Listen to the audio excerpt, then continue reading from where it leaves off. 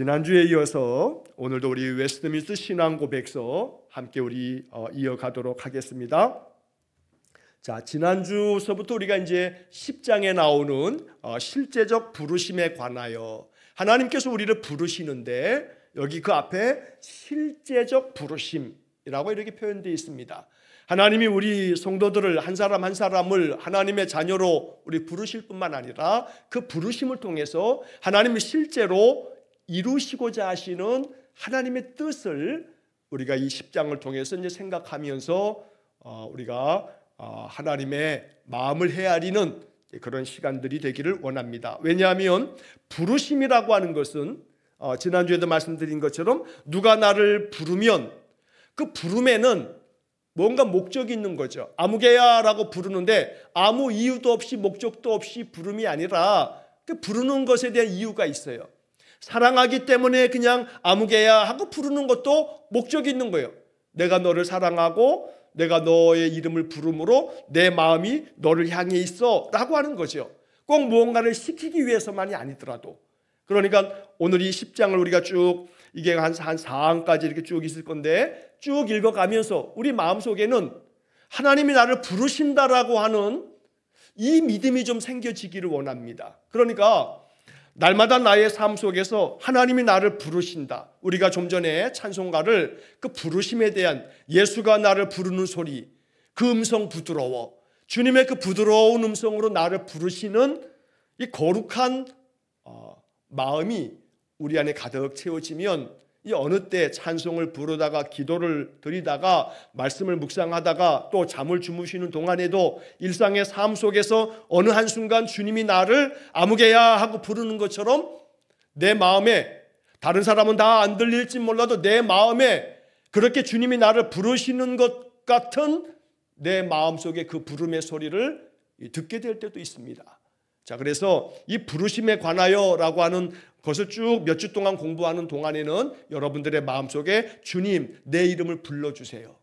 나를 부르시는 주님의 그 부르심을 내가 더 깊이 느끼게 해주세요 라고 하는 그런 기도를 가지고 여러분 이 내용들을 우리가 살펴보면 좋겠습니다. 자, 지난주에 이어서 오늘 이 1항에 나와 있는 그 두 번째 내용들 그 중간부터 또 좀 살펴보겠습니다. 지난주에 것만 한번 잠깐만 읽어보면 하나님께서 생명애로 예정하신 모든 사람 곧 그들만을 자기가 정하시고 적당하다고 여기신 때에 말씀과 성령으로 그들이 본성상 처해 있던 죄와 죽음의 상태로부터 실제로 부르시기를 기뻐하신다. 자, 요 내용으로 지난주에 조금 살펴보고 지난주에 다시 정리하면서 여기 나와 있는 성경 구절들을 쭉 하나씩 좀 살펴봤습니다. 자, 이제 그 다음에 이어지는 이제 구절들을 보면 오늘 여기 내용에 예수 그리스도로 인하여 은혜와 구원애로 들어가게 하신다. 자, 이게 이제 그 다음 문장입니다. 예수 그리스도로 인하여 은혜와 구원애로 들어가게 하신다. 누구를요? 우리를요. 앞에 나와 있는 생명애로 예정하신 모든 사람을, 그래 우리를 나를 내가 어떻게 하냐면 들어가게 하신다고요.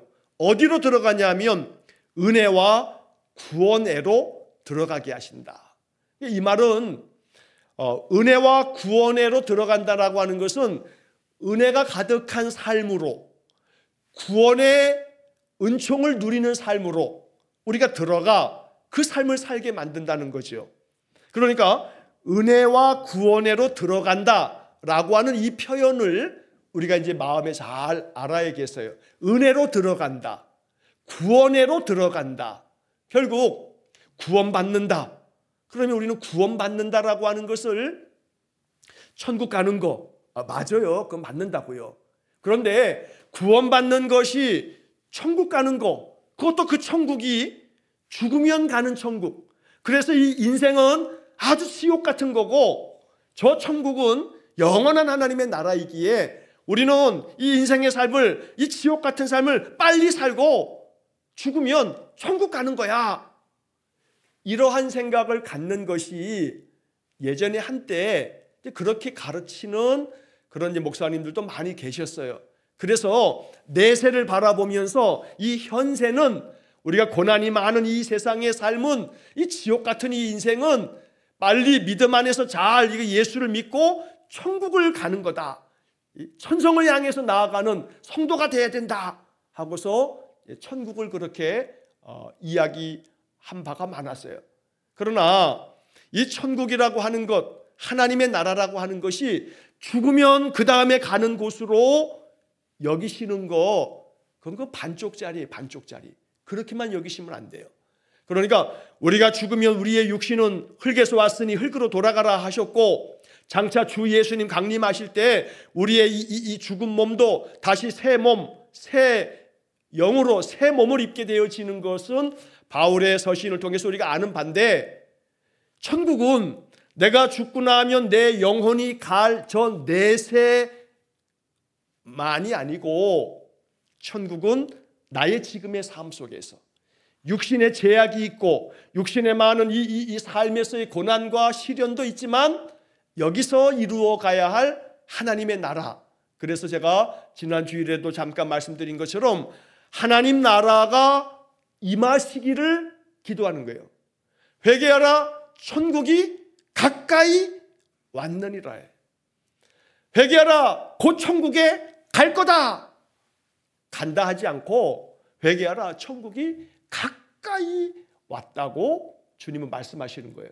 그러니까 그 천국이 가까이 왔다라고 했을 때 가장 중요한 건 뭐냐면, 우리 주님께서 오셔서 주님의 말씀을, 하나님 나라의 복음을 전하시면서 우리 주님, 성부 하나님, 성자 하나님이, 성령 하나님이 이 땅에, 성자 예수님이 육신의 몸으로 이 땅에 오심으로써 하나님의 나라는 주의 다스림을 받는 나라가 하나님 나라이기에 천국이 가까이 왔다라고 했을 때, 첫째는 예수님께서, 성자 하나님이 오셨으니까 하나님이 계신 그곳이 바로 하나님의 나라죠. 그래서 하나님의 나라는, 우리가 이제 이 신학교에서 신학적으로 하나님 나라를 배울 때는 두 가지 단어로 보통 정리를 해요. 하나님 나라 그러면 이미 왔다, 이미 왔다. 이미 왔다와 아직 아니다, 아직 아니다. 그래서 영어로 말하면 already, 이미 왔다. not yet, 아직 안 왔다, 아직 아니다. 그래서 이미와 아직 아니다 라고 하는 이 두 가지의 표현으로 하나님 나라를 신학적으로 설명하는 경우들이 많이 있어요. 하나님 나라는 아직 오지 않았다, not yet. 이것은 우리가 이 세상에서 육신의 삶을 마치면 저 하나님 하늘 장막으로 우리의 영혼이 천사들의, 천군 천사의 호령을 받으며 하나님 나라로 나아가지요. 그러니까 아직 우리에게는 오지 않았다, not yet 라고 하는 부분이 있는 반면에 already, 이미 벌써 하나님 나라는 왔다. 예수 그리스도께서 이 땅에 오심으로써 하나님 나라는 이미 나의 삶 속에 와 있다. 내가 내 안에 거하시는 성령 하나님의 인도하심 따라 하나님의 말씀대로 준행하며 그 말씀의 다스림을 받으면 주님이 다스리는 그곳이 하나님 나라이기에, 삶에서, 나의 지금 육신의 삶에서도 여전히 하나님 나라를 경험하고 누리는 사람이 있다는 거죠. 하나님 나라를 누리는 삶, 그건 바로 나의 인생의 삶이 고난과 역경이 많고 괴로운 아픔들이 많은데, 그럼에도 불구하고 내 안에 성령 하나님이 충만하게 계셔서 내 마음을 다스리고 계실 때 내 마음의 그 어떤 괴로움도 괴롭게 느껴지기보다는 하나님이 나를 강하게 하시는구나, 이거를 견디고 이겨나가면서 내가 하나님의 마음을 알게 하시는구나, 그러면서 그 속에서도 감사를 발견하고 하나님께 찬송하면서 그 시련들을 통과해 갈 때 그 사람의 삶 속에는 이미 하나님의 나라가 왔다는 거예요. 왜? 하나님의 다스림이 그의 삶 속에 있으니까, 지금 현재. 그러니까 장차 아직 오지 않았기 때문에 장차 임하게 될 저 천국, 저 하늘 장막, 그것만 하나님의 나라가 아니고, 내가 이 땅에서 괴로움 많은 인생이지만 주님의 다스림을 받으면서 이 인생의 모든 것들을 능히 이겨나간다면, 그래서 그 안에 평안이 있고 감사가 있고 은혜 안에서 모든 것들을 이겨나갈 수 있는 담대함이 있다면 그 사람의 삶은 하나님의 나라래. 하나님의 나라. 구원을 누리고 있는 거예요. 구원을 누리고 있는 거예요. 구원으로 들어간다 함이 죽으면 영혼이 천국으로 가는 거, 이렇게 해석하지만을 말라 이 말이에요. 그렇게만 해석하지 말고 구원에 들어간다, 내일 아침에 여러분들은 구원에로 들어가셔야 돼요. 오늘도 우리는 구원의 삶 속에서 머물러 있어야 되는 거고요. 그래서 언제나 하나님의 은혜 안에서 내 마음이 젖어들면, 내 마음에 은혜가 가득하면 나의 삶은 아무리 지옥 같은 그 인생의 많은 현실 앞에서도 내 마음만큼은 감사가 고백되고 찬양 속에서 은혜가 흘러가고, 그러면서 나의 마음은 주님이 나와 함께 계시는데 주님이 나를 다스리시는데 이까짓 것쯤이야, 이러는 마음이 마음에서부터 막 솟아난다면 그 사람은 이미 은혜와 구원으로 들어간 사람이다. 그래서 예수 그리스도로 인하여 은혜와 구원으로 들어가게 하신다. 바로 이것이 하나님의 부르심이에요. 하나님이 실제로 우리를 부르시는 걸 기뻐하신데, 왜 우리를 실제로 부르시냐면 여기에 들어가게끔 하려고. 야 아무개야 하고 부르셨어. 왜 부르셨냐면 너 은혜와 구원으로 들어가라 하시는 거예요. 그러니까 우리를 불러서 너 은혜가 가득한 삶을 살거라, 너 구원의 은혜를, 구원의 기쁨을, 구원의 능력을 가지고 살거라 하고 우리를 그 안으로 들어가게 만드신다고요. 그래서 예수 믿는 삶이라 하는 것이 인생의 그 어떤 난관 앞에서도 우리의 마음이 주눅들지 아니하고 힘들겠지만 거기에서 낭망하고 절망하지 아니하고 일어설 힘을 갖게 되어지는 것은 우리 안에 뭐가 있었냐면 은혜와 구원이 있기 때문에, 우리가 은혜와 구원으로 들어간 삶을 살고 있기 때문에. 과연 그렇게 들어가 있는가? 한 발은 쏙 들어가 있어요. 은혜와 구원으로 한 발은 이렇게 들어가 있어. 들어갔는데 한 발만 들어가고 한 발은 덜 들어갔어. 자꾸 이 덜 들어간 내 마음 발이 자꾸 발걸음을 주님 안으로 더 썩 움푹 들어가면 거기에 평화가 있을 텐데 불안해. 내 눈에 지금 당장 보이지 않으니까. 주님께서 이 문제를 해결하실 것 같지 않거든. 그냥 응답도 아무리 기도해도 내가 바라고 원하는 대로 되지 않고, 그러면서 괴로움은 더 쌓여가는 것 같고, 그런데 주님 안에서 은혜와 구원으로 내가 들어간다? 이게 잘 안 믿어지는 거예요. 사실 믿음이라고 하는 것이 보이지 않는 것을 바라는 것이 믿음이지요. 아브라함이 여호와의 말씀을 믿으니 여호와께서 이것을 그의 의로 여기셨다고요. 젖과 꿀이 흐르는 땅으로 너를 내가 인도하마. 아버지의 그 땅, 너의 아비와 친척과 고향을 떠나서 내가 너에게 지시하는 땅으로 가라. 하지만 그 땅을 보여주지도 않은 상태 속에서 그 땅으로 가래. 그냥 지시하신 땅으로 가라고. 그런데 아브라함이 그 말씀을 믿음으로, 보이지 않지만 그 믿음 안에서 하나님은 그 아브라함을 믿음의 조상으로 세움처럼 예수 그리스도로 인하여 우리를 은혜와 구원으로 들어가게 하실 때 당장에 내 눈앞에 보이는 것은 발등에 떨어진 불처럼, 당장에 그 해결되지 않는 문제 때문에 괴로움이 많아도 마음 가운데 은혜와 구원으로 내가 들어갑니다. 내 마음에 어떤 멍에도 다 벗어던지고 내 안에 자유가 있게 하시고 세상이 알 수 없는 평안이 있게 하시고 이 모든 것들을 내가 능히 돌파할 수 있는 능력을 내 안에 부어주셔서 은혜와 구원으로 들어간 사람의 모습이 내 안에서 빛나게 해주십시오. 이것이 이 구절을 읽으면서 우리의 마음의 기도가 되기를 간절히 축원합니다. 자, 그 다음 문장을 보시면 여기에 성경 구절은 이제 잠시 후에 좀 보겠습니다. 그 다음 구절에 보면 이를 위하여 그들의 마음이 하나님의 일들을 이해하되 영적으로 유익하게 조명하신다. 자, 여기에 보면 그리스도로 인해서 우리가 은혜와 구원으로 들어가게 되지요. 하나님 그렇게 하신단 말이에요. 자, 이것을 위해서 그들의 마음이, 하나님이 생명으로 예정하신 모든 사람들, 우리들의 마음이 하나님의 일들을 이해하되 영적으로 유익하게 조명하신다. 첫 번째로는 하나님의 일들이 마음에 이해가 돼요. 이해가 돼. 마음속에 이해가 되는 거야. 자, 그래서 이것이 이해가 되니까 우리 안에 여기 조명하신다. 이게 참 아주 중요한, 이건 종교개혁자들서부터 내려왔던 이건 표현이에요. 조명하신다. 성령의 내적 조명이라고 하는 말은 종교개혁자들 시대에서부터 아주 중요한 신학적인 그런 표현법이에요. 조명하신다. 성령이 우리의 마음을 조명하신다. 이것이. 자, 그래서 영적으로 유익하게 조명하신다. 이 조명하신다라고 하는 말을 그 앞에 있는 표현으로 대체하자면 이해하되. 이해가 되는 거예요. 이해가 되는 거예요. 예를 들면 이런 거죠. 깜깜한 방에 아무것도 안 보이니까 뭐가 어디 있는지가 몰라요. 그런데 거기다 이제 이 랜턴, 손전등. 자, 손전등을 딱 켜서 그 손전등을 비춰요. 이렇게 싹 비춰. 어두운 방을 비춰. 그래서 이렇게 비치다가 내가 뭔가 찾고자 하는 것을 딱 발견하면 거기를 딱 비치고 가가지고 그거를 딱 손으로 드는 거죠. 조명, 빛을 비추어 주는 거예요.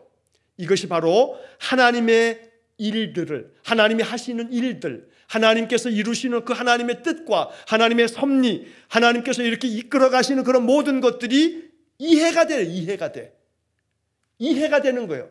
마치 어두운 가운데 있지만 조명을 딱 비추면 그것이 싹 환하게 보이면서 아, 저거구나 하고 알아차려지는 것처럼. 그러니까 앞에 나와 있는 이해하되 라고 하는 말하고 조명하신다 라고 하는 것은 의미상 같은 표현이에요. 의미상 같은 표현. 하나님의 일들이 이해가 돼요. 그들의 마음이 이게 다 이해가 돼. 그리고 영적으로 유익하도록 조명해 주신다고요. 뭐를요? 그들의 마음을 조명해 주세요. 자, 손전등으로 조명을 딱 비추면 거기가 밝아지죠. 환해져요. 마찬가지로 우리의 마음을 하나님께서 조명해 주신다고요. 그러면 어두웠던 내 마음이 빛으로 쫙 비추니까 내 마음이 어떻게 돼요? 환해져요. 바로 이것을 이야기하는 거예요. 알지 못하면 두려움이 생겨요. 캄캄한 길을 걸어가려면 뭐가 앞에 있는지도 모르니까 한 발 한 발 내딛는 것이 두려워요. 뭐에 부딪힐 것 같기도 하고 뭐가 어디에 뭐 어떻게 되는지 모르니까. 그러나 그 순간에 작은 손전등 하나를 딱 켜서 조명을 하고 난 다음부터는 두려움이 사라져요. 왜냐하면 그걸 딱 비추면 앞에 뭐가 있구나라고 하는 게 다 보이니까. 내가 가야 할 길이 어딘가 둘레를 쫙 비추어 보면 저기가 길이 있구나 하고 그걸 비추면서 가면 되니까. 마찬가지로 하나님께서 영적으로 유익하게 우리의 마음을 조명해 주시면 내 마음에 그 조명되어진 빛이 내 안에 있는 어두움을 환하게 밝힘으로 인해서 내 마음 가운데 뭐가 임해요? 은혜와 구원에 임한다고요. 은혜와 구원으로 들어갈 수 있게 되는 거예요. 하나님이 조명해 주시니까. 그러니까 이제 이 이야기를 이렇게 읽으면서 마음속에 생각하는 거죠. 내 마음은 어떠한가? 내 마음은 하나님께서 성령 안에 비추어 주시는 그 성령의 빛으로 내 마음에 조명이 비추어지고 있는가? 라고 하는 것을 생각해 보는 거죠. 하나님의 일들이 이해가 되는가? 이게 내 마음속에 이해가 되면 지금 내가 괴로워하는 게 있어요. 너무나 힘든 문제가 있어요. 쉽사리 해결될 것 같지가 않아요. 이걸 짊어지고 가야 될 것만 같아요. 그래서 마음이 어떨 때는 막 답답함이 몰려올 때도 있어요. 그게 뭐가 됐든지 간에 각자가 다 다르겠지만 어떤 것으로 인해서 우리의 마음이 막 깝깝해질 때가 있어요. 아주 무거운 돌덩어리 하나를 쥐고 있는 것처럼 머리가 지끈지끈 아프고 마음이 막 숨을 쉬기 어려울 만큼 깝깝할 때가 있어요. 너무 답답하면 호흡도 잘 안 돼. 아주 그냥 큰 숨을 들이마시고 숨을 내뱉어야 될 만큼 그렇게 답답함이 몰려올 때가 있어요. 그런데 그때 내 마음에 예수 그리스도로 인하여 은혜와 구원으로 들어가게 하셔서 내 마음의 성령이 영적으로 나를 유익하게 하실 것이라는 믿음이 내 마음을 빛을 비추어 주는 그 손전등처럼 내 마음의 어둠을 비추어 주시면, 조명해 주시면, 환하게 조명해 주시면 내 마음속에 이해가 돼요. 뭐가 이해가 되냐면 첫째는 말씀이 이해가 돼요. 어떤 말씀이냐면 내가 너와 함께 하겠다. 임마누엘, 그거 너무나 잘 아는, 너무나 잘 알아서 문제지요. 너무나 잘 아니까 항상 너무 익숙하면 귀한 줄 모르거든. 너무나 익숙하니까 당연한 줄 알지. 그러다 보면 점점 그 익숙해져 있는 그것 때문에 그걸 발견하지 못해요. 내가 너와 함께 할 거야.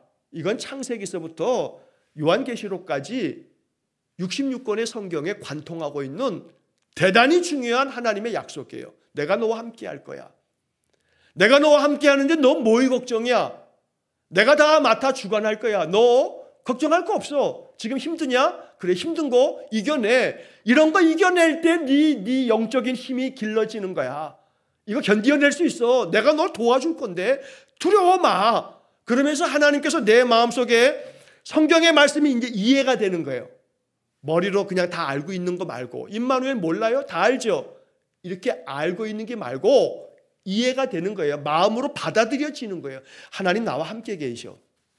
이게 마음속에 조명이 확 빛이 좀 비춰지면 이 너무나 익숙한 이 말씀이 그날 그 저녁에 그 아침에 이 말씀이 내 마음속에 아주 선명하게 조명이 비추어지듯 내 마음에 비추어지면 그 말씀 한 구절이 내 안에 은혜가 되고 구원이 되어 은혜와 구원으로 내가 들어가면서 내 안에 진짜 모든 멍에가 벗겨지는 자유를 느끼실 수가 있어요.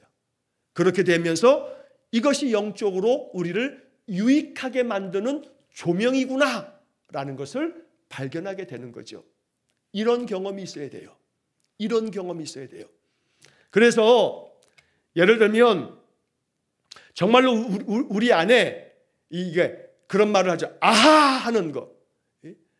아하 하고 그냥 뭔가를 깨달았을 때 우리 안에 들어가는 그런 마음의 감격처럼 깨달아짐이 있어야 돼요. 그게 성령의 내적 조명이에요. 성경의 모든 말씀은 하얀 종이에 까만 글자가 아니고 성령께서 이 성경의 말씀을 딱 비추어 주실 때 내 마음에 선명한 빛을 비추어 주실 때 그 말씀들이 내 마음 가운데 살아있는 말씀으로 역사함이 나타나게 되는 거예요. 내 마음에서부터 먼저.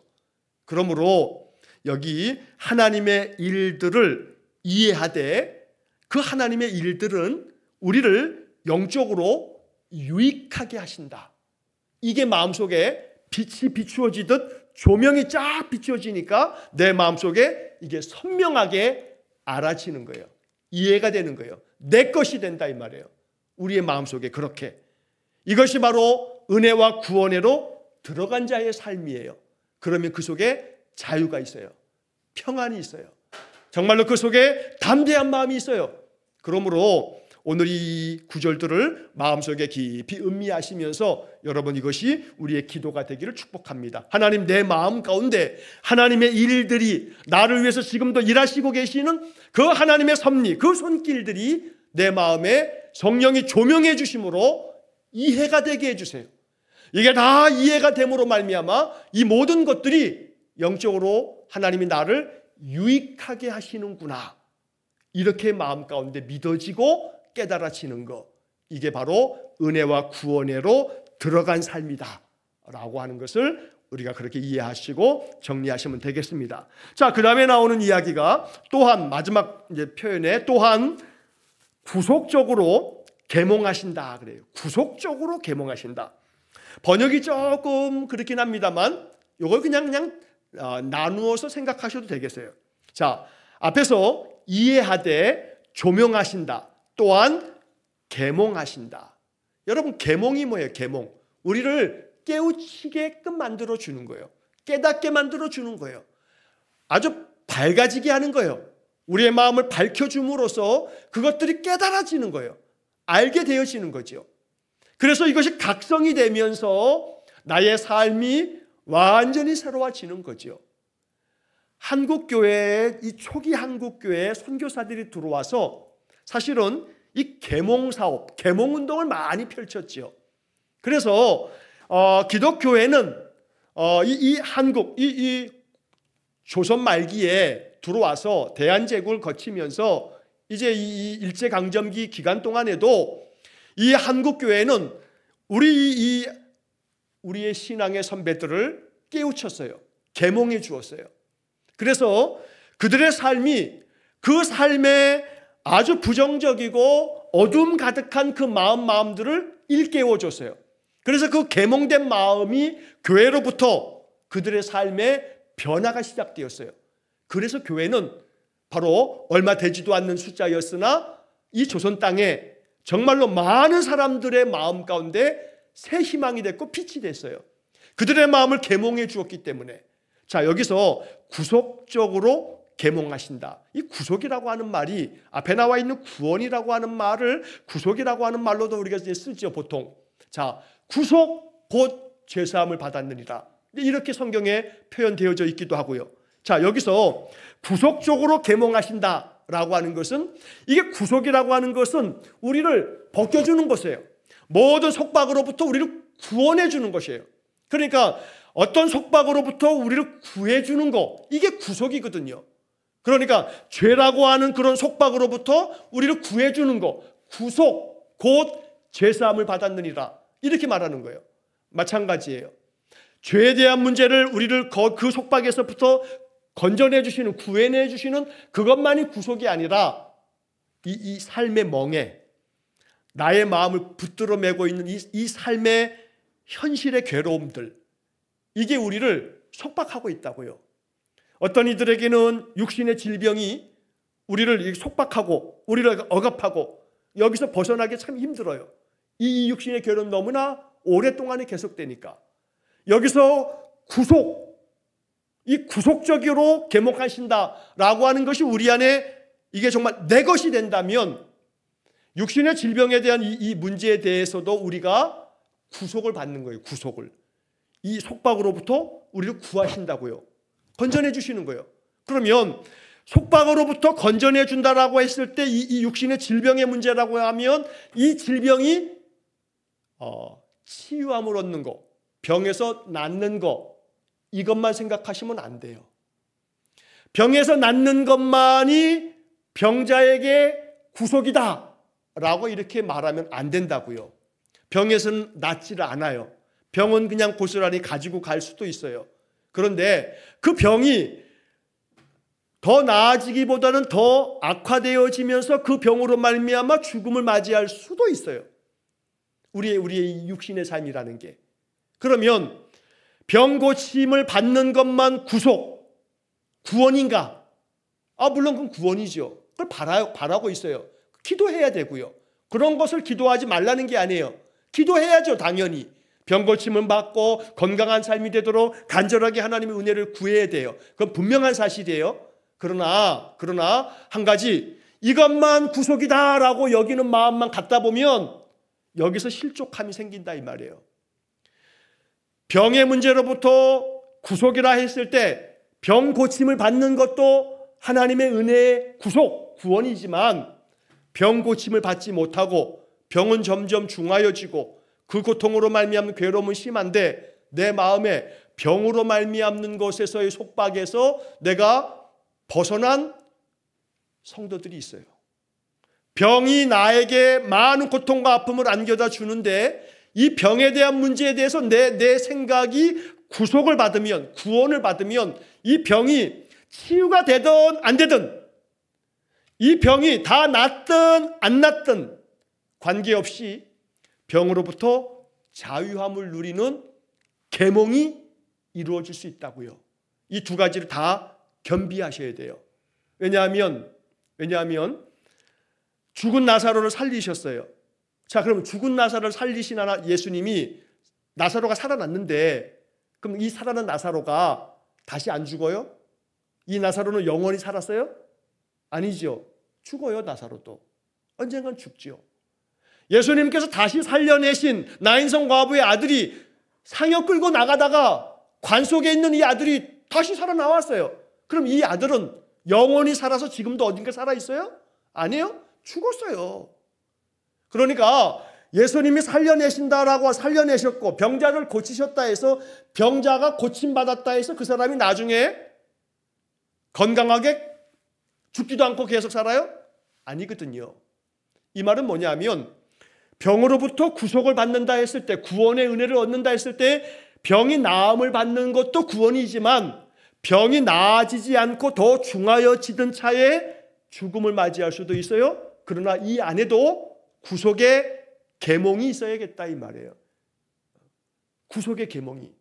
내가 이 속박으로부터, 이 질병이라고 하는 이 속박으로부터, 이 압박으로부터, 이 괴로움으로부터 내가 건전해지는 것은 이 병의 문제에 대해서 내 시각이 열려질 때, 내 시각에 새로운 조명이 비추어질 때, 내 이 병에 대한 나의 시각이 새로운 계몽이 될 때, 거기서 우리는 구속을 맛보게 되는 거예요. 구원을 맛보게 되는 거예요. 병이 나에게 더 이상 어떤 것도 내 영을, 나의 어떤 믿음을 건드리지 못해. 왜냐하면 병으로 죽는 거지 다. 물론 다는 아닐 수 있어요. 건강하게 살다가 그 수명이 다해서 잠자면서 돌아가시는 분들도 계시니까. 얼마나 복된 죽음이에요. 참 그렇게 죽음을 맞이하는 거 기도하죠. 간절히 기도해야 돼요. 그러나 많은 이들은 육신의 많은 질병 가운데서 노환으로 그렇게 이제 노년기를 보내다가 하나님 부르심을 받는 경우가 물론 많죠. 그러나 우리에게 있어서 질병의 문제에 대해서 계몽이 필요한 부분은 뭐냐면 이 병에서부터 나음을 받는 것도 구속이지만 병이 나아지지 않고 괴로움이 많아지고 또 다른 병들이 찾아와도 거기서 내 마음은 우리 주님과 함께 내가 이 찾아온 이 육신의 연약함으로 말미암아 피할 수 없는 우리 이 괴로움들을 내 마음속에 주님께 기도하면서 이것을 내게 주신 하나님, 내가 이 속에서 나의 연약함을 발견하고 내가 주님을 바라보고 의지하면서 이것을 잘 견디어내고 또 내가 주님 부르심 앞에 설 때까지 이것을 내게 주신 하나님의 그 깊은 섭리를 내가 알아가도록 나의 마음에 자유를 주시고 이것이 나에게 고통과 괴로움이 되지 않도록, 다시 말하면 어떤 통증들이라든가 괴로움들이 찾아왔을 때 이걸 잘 관리할 수 있는 지혜를 주십시오 하고서 병을 내게 주시는 하나님의 그 섭리의 일부분으로 받아들일 줄 아는 마음까지 계몽이 되어지면 속박당하지 않는다고요. 속박당하지 않아요.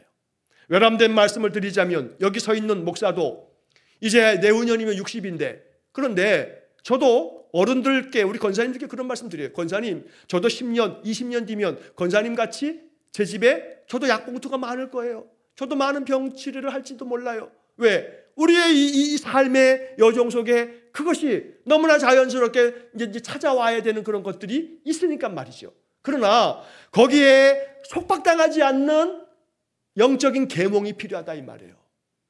내가 병원에서 잘 치료를 받기 위해서 지혜롭게 모든 것들을 감당하면서 마지막에 가서의 통증이 찾아오는 건 통증 관리를 잘 감당하면서 하나님의 그 부르심 앞에 언제라도 나는 하나님이 내 곁에 계시며 나를 부르셔도 나는 주님 곁에 있게 되어질 테니 내 안에는 자유함이 있고 어떤 것도 나를 속박지 않으니 여기에 나는 구원함의 은혜가 있다 하고 고백할 수 있는 그런 마음을 지금도 자꾸 훈련해야 되는 거예요. 이게 한순간에 되지 않아요.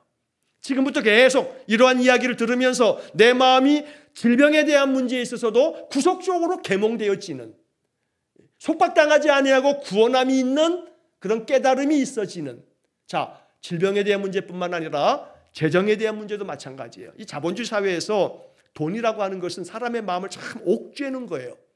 뭐 돈만 있으면 이 문제가 아무것도 아닐 텐데 그 돈이 우리의 마음을 너무나 아프게 만들 때가 있어요.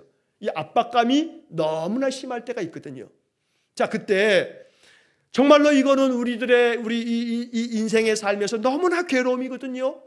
자, 그때 우리 안에 구속적으로 계몽하시는 하나님의 은혜가 임하도록 기도해야 되는 거예요. 그래서 이 물질의 문제로 말미암아 우리의 마음속에 찾아오는 그런 많은 압박들 속에서 방법은 지혜예요. 지혜. 하나님께서 내게 이 인생의 삶에서 이 물질의 문제로 많은 압박과 시험을 당할 때 정말로 필요한 것은, 이것은 하늘의 지혜밖에 없어요.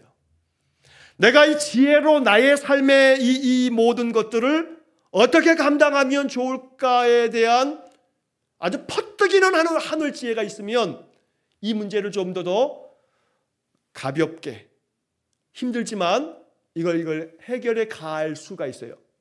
여러 가지 해결의 방법들이 있는데 그 지혜로운 마음은 이 문제들을 구속적으로 계몽하시는 하나님의 은혜로 말미암아 거기서 발목 잡히지 아니하고 마음의 그 압박감 때문에 아주 고통 겪지 아니하고 좀 더 부드럽게 이걸 넘어갈 수가 있어요. 그래서 구속적으로 계몽하시는 그 하나님의 은혜를 우리가 좀 더 이게 지금 목사가 이 짧은 제한된 시간에 이 얘기만은 주구장창할 수가 없다 보니까 이렇게 좀 얘기를 하고 다음으로 넘어가겠습니다만, 그러나 이 부분의 마음속에 여러분 이런 기도를 가지세요. 구속적으로 계몽하신다. 즉 어떤 것으로도 속박당하지 아니하고, 그게 물질의 문제든 건강의 문제든 또 어떤 관계의 문제든 사업상의 혹은 직장에서 자녀들의 어떤 인생 속에 어떤 종류의 것이 됐든지 그것 때문에 내가 어떤 것에 얽매이듯 속박당하지 아니하고 거기서 나를 구해주시는 구속, 이것을 하나님께서 내 안에 이루시려면 내 안에 계몽이 되면 되는 거예요. 계몽이 되면 하나님이 나를 깨우쳐 주시는 거예요. 그러면 하늘 지혜가 물질의 부족함조차도 내가 이것을 어떻게 헤쳐나가면 되는가의 지혜의 마음이 가득 부어지면 그것을 불편할지언정 그걸 괴로움으로 느끼지 않으면서 넘어갈 수 있도록 하나님은 내 마음에 여백을 만들어 주셔요. 여백에 가득 차면요, 그러면 내 마음에 한결 여유가 있어요. 돈이 많아서의 여유가 아니라 돈은 없는데 마음의 여백이 주님의 은혜가 내 마음속에 가득 채워지면 얘를 불편함은 있을지언정 그 불편함이 괴로움이라고 여기지 않고 하나님의 그 속에 은혜를 고백하면서 이걸 잘 부드럽게 넘어갈 수 있게 돼요. 이러한 계몽이 우리 안에 있어야 돼요. 여러분들 이것을 지금부터 항상 기도하셔야 돼요. 연습이 계속돼야 돼요. 그럴 때 지금은 그래도 삶을 살아갈 수 있는데 인생이 어느 순간 내가 가지고 있는 재물이 다 동이 날 수도 있고, 지금은 그래도 그럭저럭 건강한데 이 건강이 어느 순간 그냥 안개처럼 그냥 사라져 버릴 수도 있거든요. 그럴 때 그날 그 순간부터 안 돼요. 지금부터 훈련되어야 돼요. 내 마음이 하나님의 일들을 이해하려고 영적으로 유익하게 조명하시는 하나님의 그 계몽하시는 그 섭리를 마음속에 믿으면서 하나님 나의 삶을 하나님께 맡겨요. 하나님과 늘 동행하며 주님 주시는 말씀으로 내 마음의 지혜를 채워서 내 인생의 이 험한 경주를 잘 완주하게 해주세요 라고 기도하면서 우리가 나아간다면 여기 지금 이런 구절들이 이제 마음 가운데 알아차려질 때가 있어요. 깨달아질 때가 있어요. 이 얘기가 그런 얘기였구나 하고 발견되어지는 때가 있어요. 그래서 이 구절들을 여러분 곰곰이 이렇게 말씀을 또 한번 되뇌이시면서 여러분들의 마음속에 성령께서 가르쳐 주시도록 이 구절들을 좀 생각해 보시기를 또 권면을 드립니다. 자, 여기 나와 있는 성경 구절들을 좀 몇 개를 좀 보아야겠는데, 예수 그리스도로 인하여라고 하는 옆에 로마서 8장 2절, 에베소서 2장 1절로 5절, 디모데후서 1장 9절 10절 이렇게 이제 성경 구절들이 나오죠. 자, 로마서 8장 2절 말씀을 보면 이런 구절이 나와요. 이는 그리스도 예수 안에 있는 생명의 성령의 법이 죄와 사망의 법에서 너를 해방하였습니다. 자, 우리는 이것을 몇 주 전에 로마서 7장의 이야기를 하면서 자유의지에 관하여라고 하는 그 끝부분에서 바울이 내 안에 내가 원하는 것을 하지 않게 하는, 원치 아니하는 것을 오히려 하게 만드는 그러한 이 육신의 법이, 내 안에 이 영의 법이, 주의 말씀의 법이 계속 두 법이 내 안에서 싸우는 것들을 얘기하면서 오호라 나는 곤고한 사람이로다, 이런 탄식과 함께 8장으로 넘어오면서 8장 2절에서 이렇게 얘기하는 거예요. 그리스도 예수 안에 있는 생명의 성령의 법이 죄와 사망의 법에서 너를 해방하였습니다. 여기 나와 있는 이 해방이라고 하는 단어가 좀 전에 본문에 나와 있는 웨스트민스터 신앙고백서의 본문으로 보자면 은혜, 구원, 그 다음 구속, 이 구속, 이게 해방이에요. 해방. 그래서 뭐가 우리를 해방하는 거냐면 생명의 성령의 법이 너를 해방하는 거지. 네 통장 안에 동그라미 숫자가 뭐 몇십 개가 딱 붙어 있는 게 찍히는 것으로 네가 해방되는 게 아니고, 그렇게 숫자가 막 찍히면 너는 굉장히 그날 이후로 편리해질 거지만 그것이 너를 해방시키는 것은 아니야 라고 얘기하는 거예요. 성경은 너에게 있어서 참된 너를 해방시키는 건 뭐냐면 예수 그리스도 안에 있는 생명의 성령의 법이 너를 해방시키는 거야 라고 주님 말씀하세요. 그래서 이 해방을 맛보아야 돼요. 이 해방을 경험하게끔 하시려고 하나님은 끊임없이 우리의 마음을 조명해 주시고 계몽하신다고요.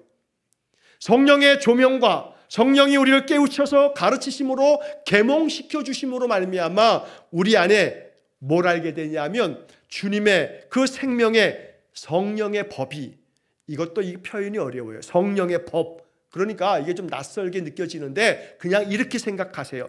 나에게 생명을 주시는 성령 하나님의 인도하심이 너를 해방한다. 나에게 생명의 능력을 부어주시는, 생명력 있게 활기 있게 살게 만드시는 성령의 말씀들이, 성령께서 그런 말씀들이 생각나게 하심으로 너를 해방하신다, 해방시켜 주신다, 이렇게 이해해도 전혀 손색이 없어요. 그러므로 예수 그리스도 안에 있는 성령의 법, 성령께서 내 마음속에 부어주시는 그 생명의 법들이, 하나님의 약속의 말씀들이 우리를 해방시켜 주신다고요. 이게 계몽이에요. 이게 구속이고요. 이게 우리를 하나님의 그 놀라운 은혜를, 우리로 하여금 하나님의 그 일들을 이해하게 만드신다 이 말이죠. 그래서 하나님께서 나를 위해서 지금도 일하시고 계시는데 그것이 이해가 되고 나를 구속해 주시는, 나의 속박으로부터 나를 해방시켜 주시는 그 하나님의 손길이 내 마음속에 조명이 되고 계몽이 될 수 있기를 축복합니다. 그래서 언제나 해방을 맛보면서 사실 수 있기를 주의 이름으로 간절히 축원합니다. 자, 거기 뒤에 에베소서 2장은 1절부터 5절까지가 기니까 이건 좀 두고 디모데후서 1장 9절 10절만 보고 오늘은 마치겠습니다. 그 다음에 이제 그 뒤에 나와 있는 성경 구절들, 그 다음 문장에 나오는 사도행전 26장 18절, 고린도전서 2장 10절, 그리고 또 12절, 에베소서 1장 17, 18절, 요건 다음 주에 오늘 한 거 복습하는 차원에서 성경만 좀 보고 2항으로 넘어가겠습니다. 자, 디모데후서의 말씀을 보게 되면 디모데후서 1장 9절과 10절 말씀에 이런 구절이 나와요. 하나님이 우리를 구원하사 거룩하신 소명으로 부르심은, 자, 부르심이 나오죠. 하나님께서 우리를 부르심은 우리의 행위대로 하심이 아니요 오직 자기의 뜻과 영원전부터 그리스도 예수 안에서 우리에게 주신 은혜대로 하심이라.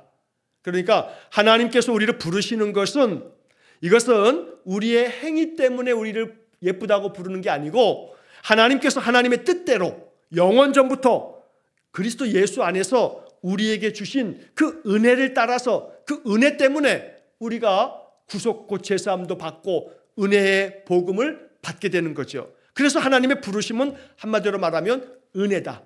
이게 9절이에요. 디모데후서 1장 9절은 하나님이 우리를 부르시는 것은 이건 전적으로 은혜다, 은혜.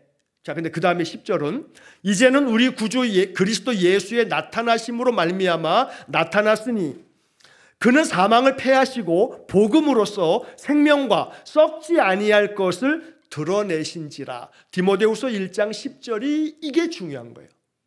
자, 하나님이 우리를 부르시는 것은 전적으로 은혜인데 은혜 가운데 우리를 부르셔서 10절에 나타내시고 드러내셔요. 뭘 나타내시냐면 우리 구주 그리스도 예수의 나타나심으로 말미암아 나타났으니, 자, 이 말이 뭐냐면 예수 그리스도께서 성육신으로 우리 가운데 오셨어요. 나타나신 거죠. 그러니까 예수 그리스도의 나타나심, 즉 예수님께서, 성자 하나님이 인간의 몸으로 이 땅에 오신 것, 그것으로 말미암아 나타났다고요. 뭐가 나타났어요? 하나님의 구속의 은혜가, 우리를 향하신 그 하나님의 그 구원의 놀라운 축복들이 우리 안에 나타나게 됐어요. 그래서 그는 사망을 패하시고 우리 안에 죽을 것만 같은 괴로움의 마음, 어두움으로 가득한 나의 마음을 패하신다고요. 이걸 멸하시는 거예요. 이걸 다 없애버리셔요. 사망을 패하시고 복음으로써 생명과 썩지 아니할 것을 드러내신지라. 저는 여기서 개인적으로 맨 마지막 단어가 제일 마음에 들어요. 드러내신지라. 이게 드러나야 돼요. 나의 삶에서, 내 마음에서. 복음으로 말미암아 내 안에 있는 생명이 드러나야 돼. 이 사람이 생명이 있는 것 같아. 야, 너는 왜 눈이 이렇게 썩은 동태눈 같냐 하고 눈빛이 하나도 없는, 눈에 빛이 나지 않는 그런 게 아니라 눈에서 아주 그냥 아주 영롱한 빛이 비치는 것처럼, 그 사람의 눈을 딱 보면 뭔가 생기가 막 비춰지는 것처럼, 그렇게 생명과 썩지 아니할 것을 드러내신지라. 복음으로 우리 안에 있는 사망은 다 패하시고 복음으로써 우리 안에 생명을 드러내시는 거예요. 내 안에 생명이 있는 것을 느끼게 하신다는 거예요. 이 사람을 보니 야, 이 사람은 뭔가 괴로운 게 많다고 알고 있는데 힘든 일이 많을 텐데, 그럼에도 불구하고 그 사람 마음속에 생명이 드러나는 그런 생명의 어떤 기운이 느껴지는, 그래서 그 마음속에 복음이 썩지 아니한 채로 생명력 있게 그 사람의 삶을 지탱하는 능력이 된다 이 말이에요.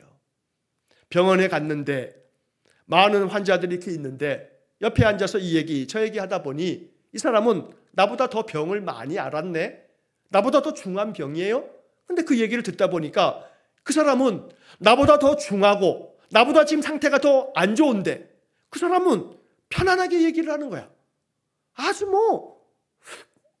내 마음하고는 다른 것처럼 느껴져요. 그래서 가만히 얘기를 듣자 하니까 이게 냄새가 나. 나도 그 속에 있다 보니 그 냄새를 느끼죠. 왜요? 예수 믿는 사람 냄새가 나는 거예요. 그 사람의 그 표현을 딱 보면 딱 알 수 있어.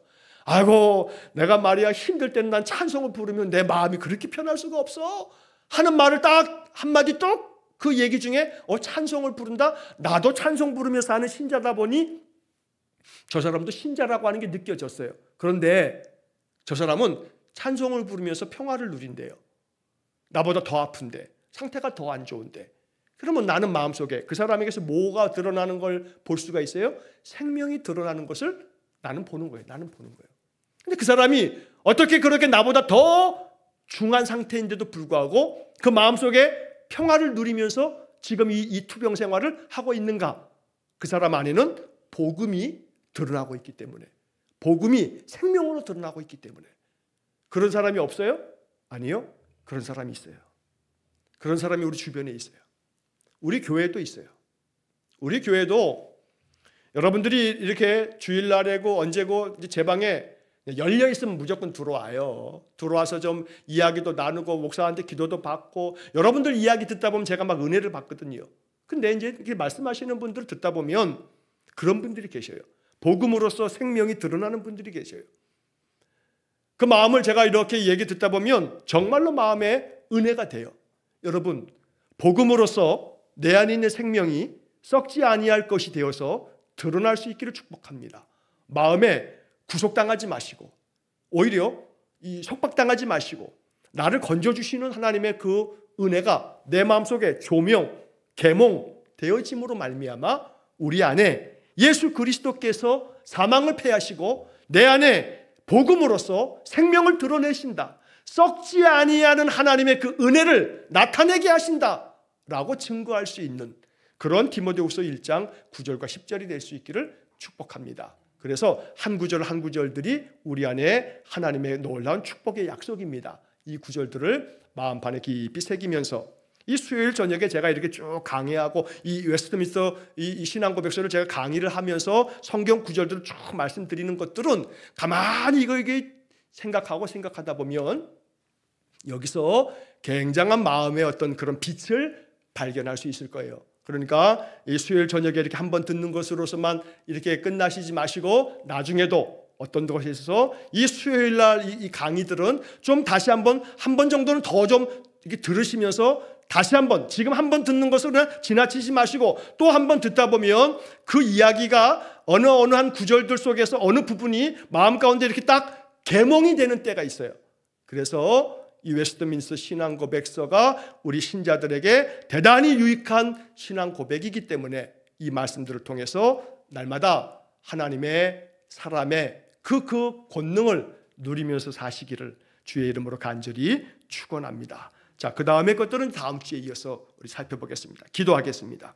자비로우신 아버지 하나님, 하나님께서 우리를 실제로 부르심을 통해서 우리 안에 하나님의 일들을 이해하게 하시고 또 하나님께서 우리 안에 펼치시는 그 구속을 계몽하여 주시니 우리 안에 참된 자유가 있게 하시고 하나님의 그 놀라운 복음으로서 해주시는 생명과 썩지 아니할 것들이 내 삶 속에서 드러나기를 바라는 우리 성도들의 간절한 기도를 하나님께서 응답해 주옵소서. 오늘도 이 밤에 우리의 마음 가운데 깨닫게 하시는 바들을 마음 깊이 간직하여서 날마다 영적으로 성령의 그 법이 우리를 해방시키는 놀라운 역사가 있게 해 주옵소서. 예수님 이름으로 기도하옵나이다. 아멘. 우리 구주 예수 그리스도의 은혜와 하나님 아버지의 극진하신 사랑과 성령의 교통하심이 날마다 나의 삶을 늘 새롭게 하사 새 영 새 마음으로 늘 하나님의 생명의 놀라운 능력과 역사를 나타내시는 하나님만을 바라보고 앙망하는 머리 숙인 귀한 성도들 위해 영원토록 함께 하시길 축원하옵나이다. 아멘.